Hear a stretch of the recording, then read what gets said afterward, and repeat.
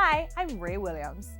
This week he tells us why Cha-Ching Ching is the right fit for his production label, who he thinks here might break big internationally, and the possible impact of Vybz Kartel's appeal.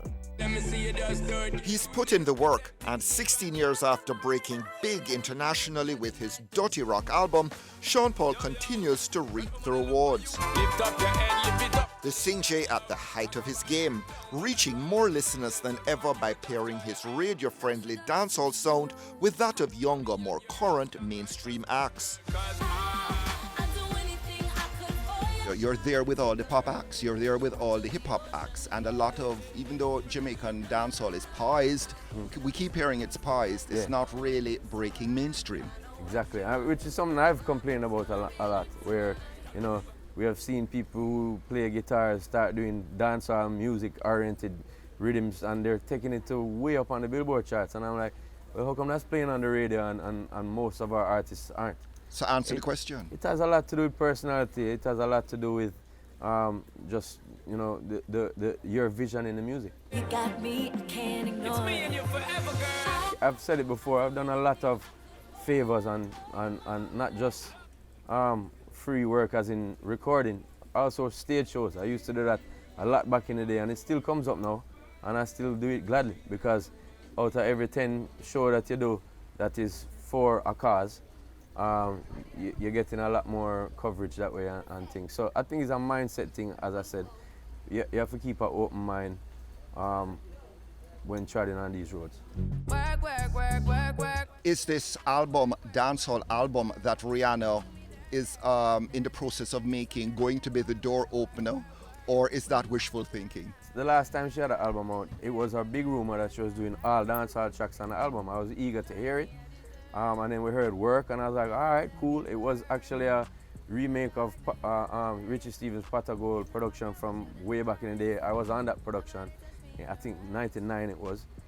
And I was eager to hear the rest of it. It really did make an impact. It brought a lot of people to the dance floor, rubbing up on each other, winding up on each other. You see memes with her and Drake doing it, and that's something that wasn't really popular or present in pop culture all the time.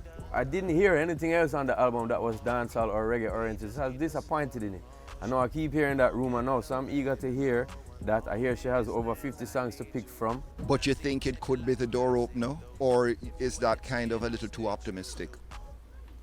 I think she's a huge artist and she can open doors, yeah. But opening it for us, do we have to open it for ourselves? Do we have to push? Did you push? Did you actually shove that door open? Yeah, I did shove the door open. There was times where we had to walk into the building and say to them, oh, we need a video for this song. We need certain, you know, bucketive in terms of the radio play or the this or the that for people to get used to this sound. Because it's a totally fresh and different sound to people at times. You know. Nowadays, it's Major Lazer and the Justin Biebers and all of that. But before that, it was a fresh thing. Why you going so hard? Yeah, I did have to kick down doors, but also the rhythm itself is infectious and has just taken over the world. So, if there's a formula for success, what's yours, and can others learn from it? Keep on doing what you're doing and believing in yourself. That is my way. And as I said before, you keep your eyes and your ears to the ground. You see what's happening. You see the trends, and you try to equivalent what your fans know of you and give them something new at the same time.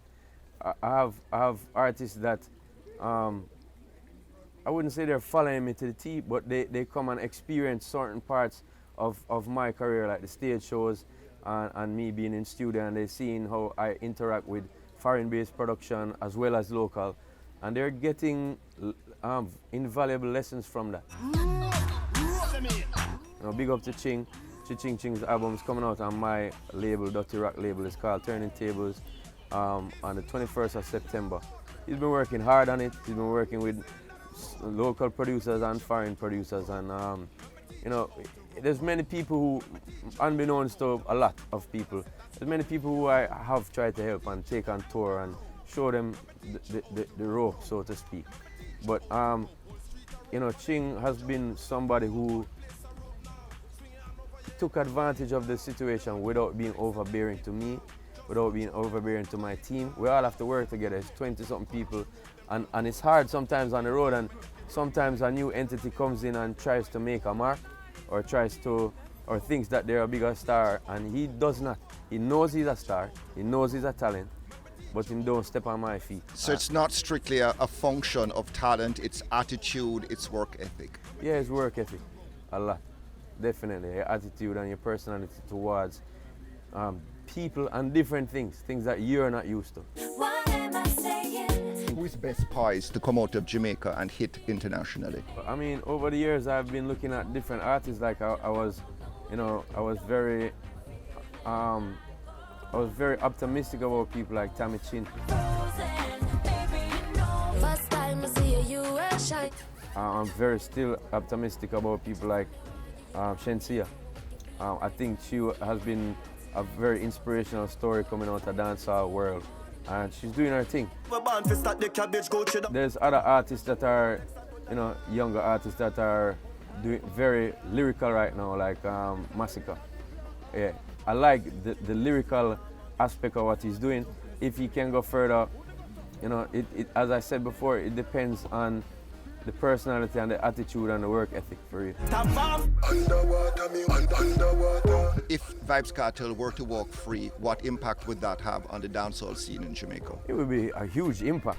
I don't know if in terms of socially and culturally, it make, to me, person is in prison. The person is in prison, he's appealing. There's many appeals. My father had an appeal, no one cared about it, right? Except his own family. So everybody, there's a lot of prisoners out there that have their appeals going on. He's the most popular right now. So socially, I don't want it to, I think for kids or younger people to be looking at it, it's a little bit of a mind mess up, you know what I mean? Because you kind of can't catch the vibe as a kid that, the law is easy to get around. But we do have that in Jamaica because there's many cases that the law is sitting there, staring you in your face, and it's clearly something that has gone wrong, and the people walk. So again, I can't talk on Kartel's case. I don't know him personally. I've met him probably 2 times in my life. I think he's an amazing talent. But as a court case, I wish it wouldn't be such a public thing. I wish it would be that, when my uncle was a lawyer, I don't know what he does because it's private business. It's private. It's the law and that person and the government or whatever, that, the courts have to work that out. But no, public opinion is kind of, I think, also influencing what happens. And to me, that's socially a sad thing. Sean Paul's latest project is an already hits-filled EP titled Mad Love, the Prequel.